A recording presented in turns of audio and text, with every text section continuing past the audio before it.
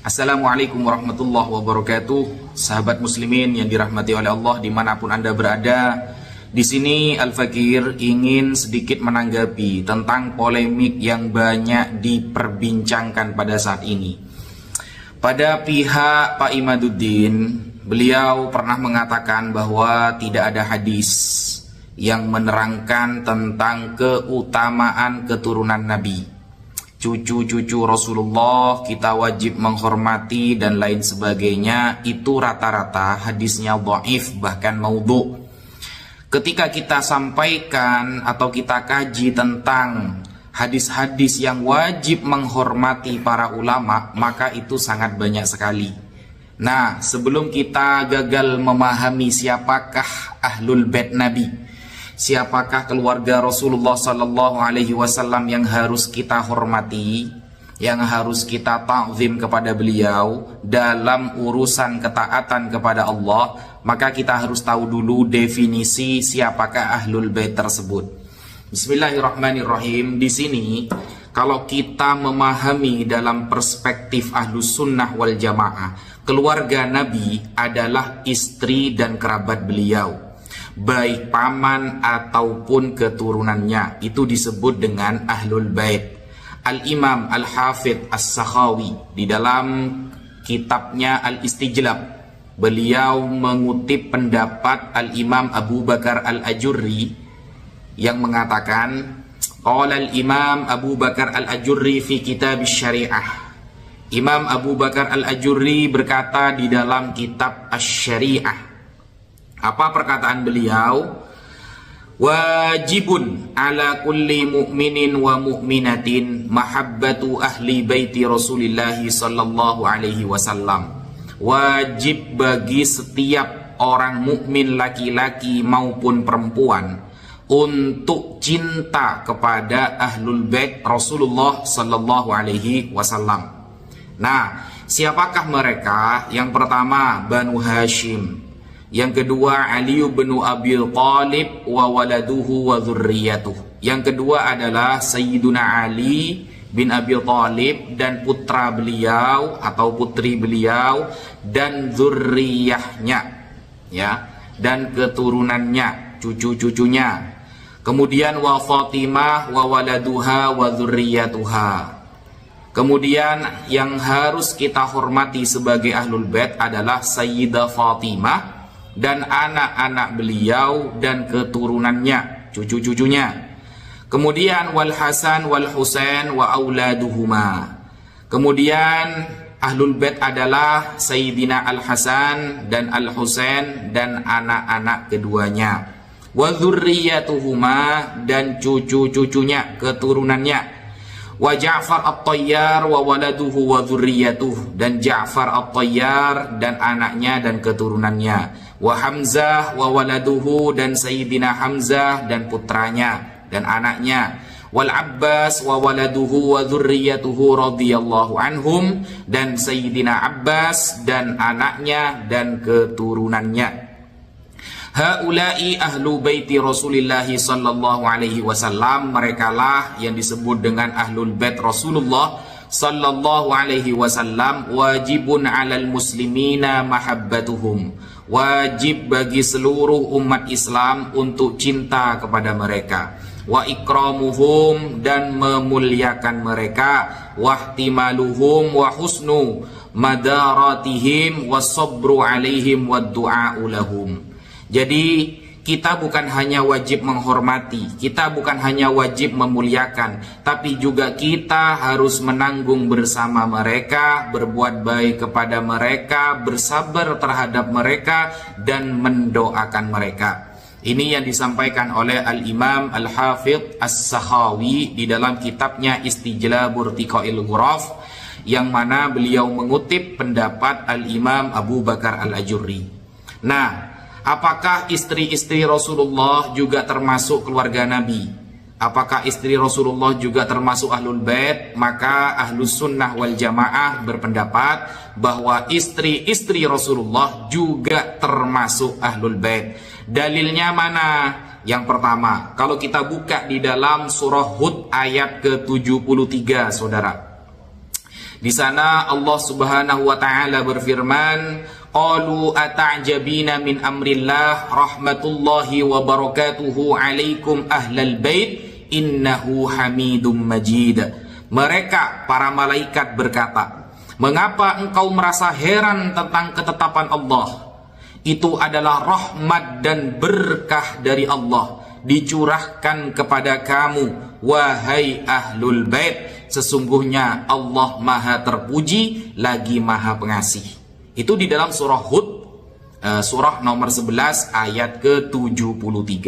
Nah, ayat ini merupakan bukti bahwa yang dimaksud kalimat ahlul bait juga mencangkup istri. Nah, ayat ini ditujukan kepada Sayyidah Sarah, istri Nabi Ibrahim alaihissalam, yang saat itu beliau merasa heran karena beliau masih bisa hamil di usia senja. Maka dengan ini kita mengetahui bahwa istri adalah bagian dari ahlul bait berdasarkan ayat tersebut. Kemudian di dalam surah Al-Ahzab ayat ke-33 juga menjadi dalil bahwa istri-istri Nabi tergolong ahlul bait. Di sana Allah Subhanahu wa taala berfirman, wa qarna fi buyutikunna wa la tabarrajna tabarrujal jahiliyatil ula wa aqimnas salah wa atinaz zakah wa ati'na Allah wa rasulah innama yuridullahu liyudhhiba ankumur rijsa ahlal baiti wa yutahhirakum tathira.